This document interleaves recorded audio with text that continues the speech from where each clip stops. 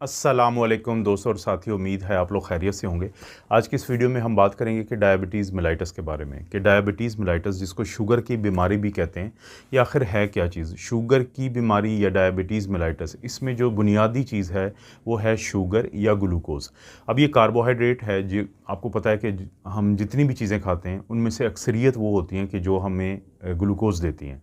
अब ग्लूकोज़ के ऊपर हमारे जिस्म का इन्हिसार होता है तवानाई के लिए, एनर्जी के लिए। और जब भी आपने गौर किया होगा कि अगर आप काफ़ी देर तक कुछ ना खाएं तो आपको ऐसे लगता है कि आपको चक्कर आते हैं, बोझलपन होता है, क्योंकि जिस्म का हर हिस्सा मुतासर हुआ होता है जब आपका ग्लूकोज़ कम होता है। लेकिन जैसे ही आप कोई चीज़ खा लें, कोई भी मीठी चीज़ खा लेंगे तो फ़ौरी तौर पे आपको ऐसे लगता है जैसे आपको आपके जिस्म में जान आ गई है। तो हमारा जिस्म क्योंकि आदी भी होता है, हम जैसे ही कार्बोहाइड्रेट खाते हैं खून के अंदर ग्लूकोज़ जाती है, तो अब वहाँ पे काम होता है। देखिए ग्लूकोज़ वरना तो घूमती रहेगी, ये अंदर हमारे खून के अंदर से इसने जाना होता है सेल्स के अंदर। अब सेल्स जो होते हैं जिनको हम उर्दू में खुलिया कहते हैं, उनके अंदर जाने के लिए एक चीज़ चाहिए होती है जिसको कहते हैं इंसुलिन। अब वो इंसुलिन पैदा होती है लबलबा या पैंक्रियाज में। अब वहाँ से वो खारिज होती है, उसके बाद वो ग्लूकोज़ को सेल्स के अंदर भेजती है और सेल्स जो हैं वो इसको जला के एनर्जी बनाते हैं। लेकिन अगर किसी भी वजह से या तो हमारा जो लबलबा है वो वहाँ से इंसुलिन को खारिज ना करे, या फिर इंसुलिन ने जो काम करना है कि ग्लूकोज़ को सेल के अंदर भेजना है वो उसको ना भेज सके, तो इन दोनों सूरतों में ग्लूकोज़ जो है वो हमारे खून में रहेगी। और फिर हम खाना खा रहे हैं, हम चीज़ें खा रहे हैं, उनमें से अक्सर के अंदर ग्लूकोज़ है। पहले वाली ग्लूकोज़ आगे गई नहीं है, मज़ीद हम खाएंगे तो ये बढ़ती जाएगी। अगर आपका जो इंसुलिन सही बन रही है और आपके इंसुलिन सही काम भी कर रही है, तो जब भी आप चेक करेंगे अपनी ग्लूकोज़ खून के अंदर, तो अगर आपकी 200 से नीचे आएगी, अगर आपने अभी कुछ खाना खाया हुआ है और अगर नाश्ता नहीं किया तो 126 मिलीग्राम पर डेसीलीटर से कम आएगी। लेकिन जब आपका लबलबा काम नहीं कर रहा है और या फिर इंसुलिन तो बन रही है लबलबा से लेकिन आगे वो काम नहीं कर रही, तो इस सूरत में हो सकता है 300-400 आपकी आए, क्योंकि आपकी वो जो ग्लूकोज़ है अंदर नहीं भेजी जा रही। तो इसको कहा जाता है शुगर की बीमारी या डायबिटीज़ मेलाइटस। डायबिटीज़ मेलाइटस को कभी भी कंफ्यूज ना करें डायबिटीज़ इंसिपिडस से, वो कुछ और चीज़ है। इसलिए कहा जाता है दोनों को डायबिटीज़, के दोनों में प्यास भी ज़्यादा लगती है और यूरिन यानी पेशाब भी ज़्यादा आता है, तो इसलिए। लेकिन वो एक अलग चीज़ है जो किसी और वक्त में मैं उस पर वीडियो बनाऊंगा। लेकिन डायबिटीज़ मेलाइटस ये शुगर की बीमारी एक ऐसा मसला होती है कि जिसमें आपके खून में ग्लूकोज़ ज़्यादा है। अब ग्लूकोज़ अगर ज़्यादा है तो हमें इससे क्या लगता है, वो घूमता रहे, लेकिन प्रॉब्लम होता है। प्रॉब्लम क्या होता है कि अगर ये ग्लूकोज़ आपके खून के अंदर जो एक ख़ास मकदार से ज़्यादा रहता है और ज़्यादा अरसे तक रहता है, तो उसके नतीजे में आपके दिल के अटैक ज़्यादा होते हैं, फालिज के अटैक ज़्यादा होते हैं, खून की नालियों में क्लॉटिंग बहुत ज़्यादा होती है, पाँव की खून की नालियाँ ख़राब होती हैं, आपका असाबी कमज़ोरी हो जाती है, आपकी आंखों की बीनाई मुतासर होती है, आपका दिमाग मुतासर होता है। अलगर्ज़ ये कि जिस्म का हर हिस्सा मुतासर होता है और यही वो वजह है कि हमें इसके ऊपर बात करनी पड़ती है, हमें इसको इलाज करना पड़ता है ताकि ग्लूकोज़ को नॉर्मल लेवल पे रखा जा सके। अब अगर हम बात करें टाइप्स की कि कितने किस्म की होती है डायबिटीज़ मेलाइटस, तो 4 जो है वो मेन ऐसी टाइप्स हैं जिनके बारे में बेहतर है कि आपको पता हो।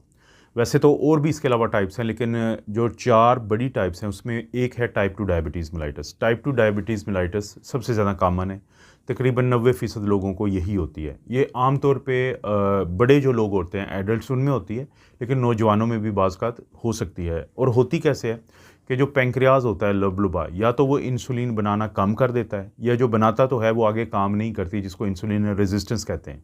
तो ये है टाइप 2 डायबिटीज़ मेलाइटस। इसके बाद जो दूसरी है वो है टाइप 1 डायबिटीज़ मेलाइटस। उसको आम तौर पे ये बच्चों में या नौजवानों में होती है, अगरचे बड़ों में भी हो सकती है, लेकिन ये बहुत ज़्यादा कॉमन नहीं है। ये किस लिए होती है? ये एक ऑटो इम्यून डिज़ीज़ है कि जिसमें आपका मुदाफ़ती निज़ाम आपके ही जिस्म के एक हिस्से यानी यहाँ पे लबलबा के अंदर जो सेल्स जो पैदा करते हैं इंसुलिन को, उनके ख़िलाफ़ काम करके उनको ख़त्म कर देता है, तो इंसुलिन बनती ही नहीं है। तो ये टाइप 1 डायबिटीज़ मेलाइटस है। इसी तरह से एक होती है जिसको हम प्री डायबिटीज़ कहते हैं। प्री डायबिटीज़ का जो मरीज़ है उसकी शुगर जो होती है नॉर्मल तो नहीं होती, लेकिन अभी वो डायबिटीज़ वाली कैटेगरी में भी नहीं गिरती, तो दोनों के दरमियान होती है, इसलिए इसका नाम भी प्री डायबिटीज़ है। सबसे आखिरी या चौथी टाइप जिसका मैं बात करना चाहता हूँ उसको कहते हैं जेस्टेशनल डायबिटीज़ मेलाइटस। जेस्टेशनल होता है प्रेगनेंसी वाली, कि कुछ जो ख़वातीन या लड़कियाँ उनको हमल के दौरान जो शुगर है वो जन्म लेती है, और उसके बाद जब हमल के बाद वो ठीक हो जाती है तो अक्सर उससे निकल आती हैं। लेकिन कुछ जो ख़वातीन हैं उनमें चांसेस बढ़ जाते हैं टाइप 2 डायबिटीज़ मेलाइटस के ज़िंदगी में बाद में, लेटर इन द लाइफ, बाद की जो आगे ज़िंदगी है प्रेगनेंसी के बाद की। तो ये 4 तो मेन टाइप्स हैं, बाकी छोटी छोटी टाइप्स हैं, लेकिन इन 4 का आपको ज़रूरी है कि पता होना चाहिए।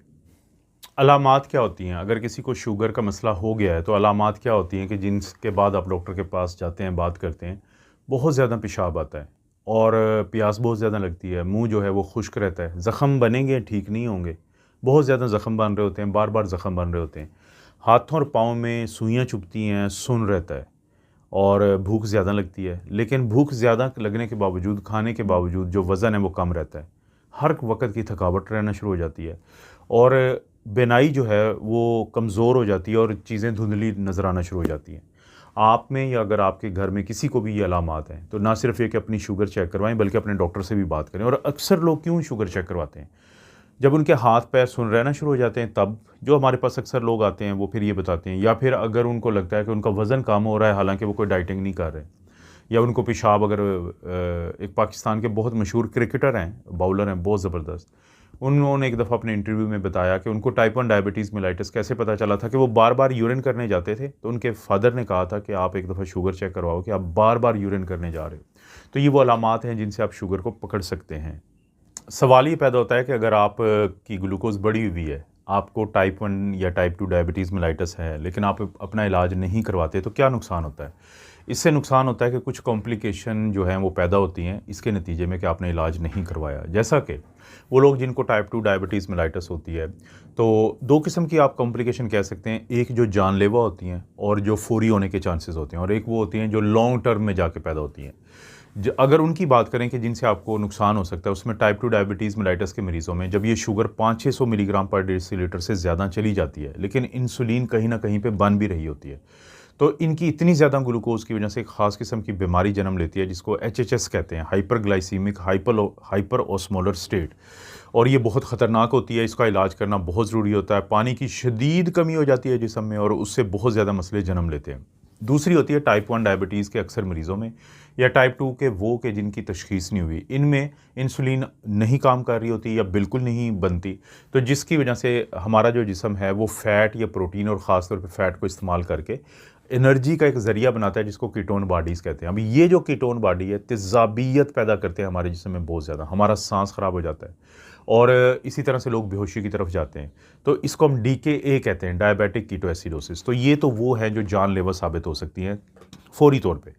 लेकिन बहुत लंबे अरसे तक लोग अगर अपना इलाज ना करवाएं, या इलाज तो करवाएं लेकिन नीम दिली से या बेदिली से कि कभी दवाई ले ली कभी नहीं और शुगर ज़्यादा रहे, तो उससे दिल के अटैक ज़्यादा होते हैं, फालिज के अटैक ज़्यादा होते हैं, उससे गुर्दों की ख़राबी होती है, आंखों की ख़राबी होती है, बिनाई वगैरह ख़राब होती है, आसाबी कमज़ोरी होती है, डिप्रेशन रहता है, मैदा जो है वो काम करना छोड़ देता है, कम काम करता है, भूख यानी कम हो जाती है, गैस्ट्रोपेरेसिस कहते हैं कि बहुत ज़्यादा मैदा जो है वो उसकी हरकत कम हो जाती है, और इस तरह की तमाम वो कॉम्प्लिकेशन जन्म लेती हैं जो नहीं लेंगी अगर आप अपनी शुगर को कंट्रोल में रखेंगे। कैसे आप इसको तशख़ीस करते हैं, इसका डायग्नोसिस कैसे होता है? देखें, टाइप 2 डायबिटीज़ मेलाइटस तो सिंपल सा एक काम है कि अगर किसी को अलामात हैं तो आप उसका शुगर का लेवल चेक करवाएं। टाइप 2 को डायग्नोस करते हुए आपके पास ऑप्शन क्या है कि आप किसी ने खाना खाया हुआ है, आप उसका ब्लड शुगर चेक करवा लें। इसको ब्लड शुगर कहते हैं, रैंडम BSR। तो अगर वो 200 मिलीग्राम पर डेसीलीटर से ज़्यादा है और ये अलामात थी तो चांसेस बहुत ज़्यादा हो जाएंगे कि उसको शुगर का प्रॉब्लम है। यानी जब भी आप खाना खाते हैं और उसमें ग्लूकोज होती है तो इंसुलिन को खारिज होकर उसको खून सेल के अंदर भेजना चाहिए, और यहाँ पे वो नहीं भेज पाया तो चांसेस हैं। लेकिन 3 टेस्ट जो होते हैं वो हम लाजमी करवाते हैं ताकि थोड़ा आइडिया हो जाए कि किसी को शुगर का मसला है। जैसे एक होता है फास्टिंग ब्लड शुगर।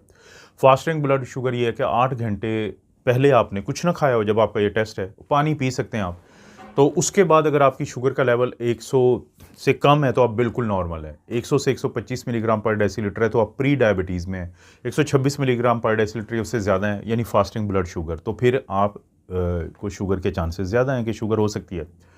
रैंडम जो है अगर आपका 200 से ज़्यादा है तो तब शुगर हो सकती है। और HbA1c या ग्लाइकेटेड हीमोग्लोबिन या ग्लाइकोसाइलेटेड हीमोग्लोबिन, कि आपकी जो खून के सुर्खली होते हैं जिसको हम रेड ब्लड सेल कहते हैं, उनके अंदर ये जो हीमोग्लोबिन होती है इसके साथ शुगर अटैच होती रहती है।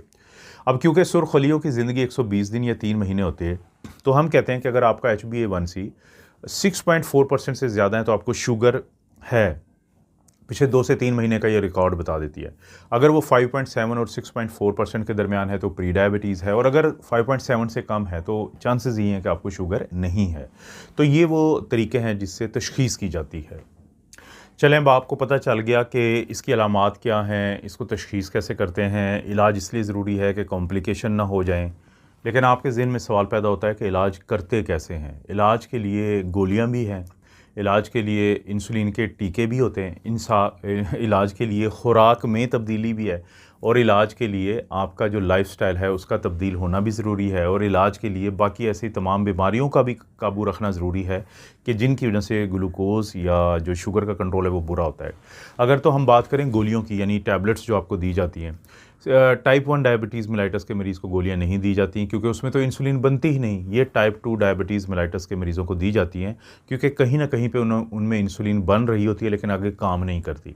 तो इसलिए अक्सर ये जो दवाइयाँ दी जाती हैं या तो ये इंसुलिन का काम बेहतर करवाती हैं, या ये नई जो दवाइयाँ हैं उनके अंदर कुछ ऐसी दवाइयाँ हैं कि जो गुर्दे से आपके ग्लूकोज़ को निकालती हैं। इसी तरह से कुछ दवाइयाँ जो होती हैं वो फिर आपका जो पैंक्रियाज़ है वहाँ से इंसुलिन के ज़्यादा खारिज होने को मुमकिन बनाती हैं।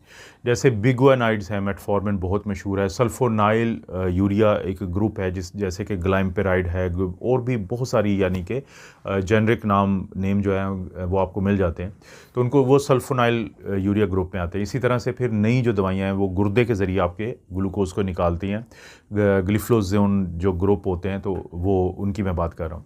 तो टैबलेट्स जो हैं वो आपको इस मकसद के लिए दी जाती हैं। लेकिन टाइप 2 डायबिटीज़ मेलाइटस का मरीज़ में भी एक वक्त में आके इंसुलिन बनना बहुत कम हो जाती है, तो बाहर से फिर इंसुलिन देनी पड़ती है, और टाइप 1 में तो चलती ही इंसुलिन है।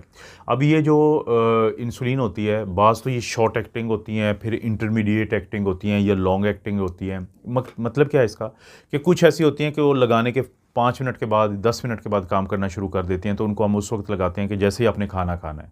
तो ये काम करती भी थोड़ी देर के लिए हैं, तो आपकी खाने के बाद की शुगर को बड़ा अच्छा कंट्रोल कर लेती हैं। कुछ होती हैं इंटरमीडिएट एक्टिंग। इंटरमीडिएट एक्टिंग और लॉन्ग एक्टिंग जो होती हैं उनको ये फ़ायदा होता है कि आप सुबह शाम या दिन में एक दफ़ा लगाएंगे, तो ये खाने से फ़र्ज़ करें आधा घंटा पहले लगाया तो अगले 12 घंटे, या अगर लॉन्ग एक्टिंग है तो 24 घंटे तक ये आपको प्रोटेक्शन देगी। लेकिन इन सब में एक चीज़ समझना ज़रूरी है कि अपने शुगर के कंट्रोल को बेहतर रखने में बुनियादी ये चीज़ है कि आप इसकी मॉनिटरिंग करें। ग्लूकोज़ आपके पास आला होता है जिसको ग्लूकोमीटर कहते हैं, उसको आप उसके ज़रिए आप घर के अंदर ही चेक कर सकते हैं, या बाज़ औक़ात लोग CGM continuous glucose monitoring system लगवा लेते हैं अपने अंदर। ग्लूकोमीटर से ग्लूकोज़ के लेवल को, ब्लड ग्लूकोज़ के लेवल को जानना ज़रूरी है, तभी तो आपका पता चलेगा कि आप फ़लाँ खाना खाया था, वो मीठा था, उसमें आप गूगल पे आज के दौर में तो चेक कर सकते हैं कि इतने आपने ये चीज़ खाई थी, इतना खाया था पोर्शन, तो उसमें इतने जो ग्राम है वो ग्लूकोज़ होती है, तो आपको इतनी इंसुलिन चाहिए थी। तो आहिस्ता-आहिस्ता आप खुद ही अपनी डॉक्टरी जो है वो कर लेते हैं, और आप अपने डॉक्टर के साथ मिलके अपनी ग्लूकोज़ को आपने ही मॉनिटर करना है। इसके अलावा आप अपनी खुराक में कोशिश करते हैं कि अगर आप शुगर के मरीज़ हैं तो आप प्रोटीन भी रख लेते हैं, अंडा भी रख लेते हैं, और ऐसी चीज़ें रख लेते हैं कि जिनके अंदर कार्बोहाइड्रेट कम होता है, और आपका पेट तो भर जाएगा ये कम कार्बोहाइड्रेट वाली, ताकि इंसुलिन की कम ज़रूरत पड़े। और इसी तरह से फिर फ़िज़िकल एक्टिविटी को बढ़ाना ज़रूरी है, क्योंकि अगर आपका वज़न कम है, आप एक्सरसाइज करते हैं, तो इंसुलिन के काम करने की सलाहियत बेहतर हो जाती है, इंसुलिन की रेजिस्टेंस कम हो जाती है, और सेंसिटिविटी बढ़ जाती है। तो ये होलिस्टिक अप्रोच है कि हर चीज़ को आपने, यानी देखें, हर मरीज़ जो शुगर का होता है उसका जो इलाज होता है वो कस्टमाइज्ड होता है, वो इंडिविजुअलाइज होता है, यानी हर इंडिविजुअल का अलग होता है, फ़र्दन कि ये नहीं है कि एक मरीज़ के लिए अगर एक चीज़ काम करती है तो दूसरे के लिए भी वही काम करेगी। तो वो फिर जैसे आजकल कस्टमाइज्ड कपड़े बनते हैं, जूते बनते हैं, तो इसी तरह शुगर के मरीज़ का जो प्लान होता है, जो स्ट्रेटजी होता है इलाज के लिए, वो भी इंडिविजुअलाइज्ड होना चाहिए। ये चीज़ बड़ी इंपॉर्टेंट है कि आपके ग्लूकोज़ को कंट्रोल करने के लिए जो स्ट्रेटजी होगी डॉक्टर की, तो वो आपको सामने रख के बननी चाहिए कि आप क्या करते हैं, कैसे हैं, क्या आपका वज़न है, क्या आपकी हाइट है, क्या आपकी फैमिली हिस्ट्री है। तो ये चीज़ ज़रूरी है। तो मैनेजमेंट में इन चीज़ों का काम रखना ज़रूरी है। अच्छा, शुगर के बारे में मेरा जो फ़ाइनल कमेंट क्या हो सकता है, या मेरा क्या राय है इस चीज़ पे, वो मैं आपको बता दूं कि जिस चीज़ की हमें समझ आई है वक्त गुज़रने के साथ साथ, मेडिकल की रिसर्च के साथ साथ, कि शुगर एक मेटाबॉलिक डिज़ीज़ है। शुगर एक नए दौर की बीमारी ख़ास तौर पे है, क्योंकि नए दौर में हमारा जो है खाना हमारे पास बहुत ज़्यादा है, और जो भी खाना ज़्यादा है वो कार्बोहाइड्रेट्स है ज़्यादा, मोटापा ज़्यादा हो रहा है, ज़्यादा देर तक हम बैठे रहते हैं, अक्सर हम टीवी या मोबाइल की वजह से एक ही जगह पे एक्टिव बहुत ज़्यादा नहीं रहते। तो इन सब के नतीजे में कुछ बीमारियों ने जन्म लिया। उनमें से एक शुगर की बीमारी भी ऐसी है कि जिसका ताल्लुक हमारे लाइफस्टाइल से है। अब देखें, आप रोटी और चावल के आदी हैं तो आपको इंसुलिन की डोज़ बढ़ानी पड़ेगी, आपको दवाइयाँ ज़्यादा करनी पड़ेंगी। लेकिन अगर आपको ये समझ आ जाती है कि हम जो खाने खाते हैं उसके अंदर ग्लूकोज़ है, उसके अंदर प्रोटीन होती है यानी अमाइनो एसिड्स होते हैं, और उसके अंदर फैट्स होती हैं, चिकनाई होती हैं। अगर आप शुगर के मरीज़ हैं, इस वक्त हम शुगर के ऊपर फोकस कर रहे हैं, आपके शुगर के मरीज़ हैं तो आपका ग्लूकोज़ का मसला है। हमारी जो रूटीन की खुराक में रोटियां होती हैं रोज़ाना, दो एक वक्त में हम खाते हैं, चावल खाते हैं, ये सारा कुछ क्या है? ये ग्लूकोज़ है। आप फल ज़्यादा खाएंगे ज़्यादा तो वो भी ग्लूकोज़ है। आप बाहर से कोई चीज़ ब्रेड खा रहे हैं वो भी ग्लूकोज़ है। लेकिन अब गोश्त और चिकनाई वाली चीज़ वो ग्लूकोज़ नहीं है, वो प्रोटीन अमाइनो एसिड है और फैट्स हैं यानी फैटी एसिड्स हैं, वो ग्लूकोज़ नहीं है।